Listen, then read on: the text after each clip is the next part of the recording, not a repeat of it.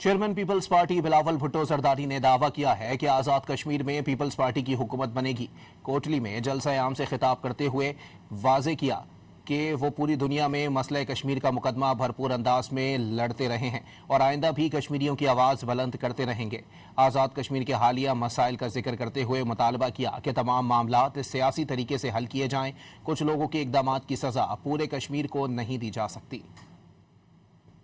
راولہ کوٹ میں مسئلہ ہے تو کوٹلی میں میرا فون کیوں نہیں چل رہا؟ میں مطالبہ کرتا ہوں وفاقی حکومت سے کہ کم از کم جو انٹرنیٹ کا پابندی ہے وہ اٹھا دے۔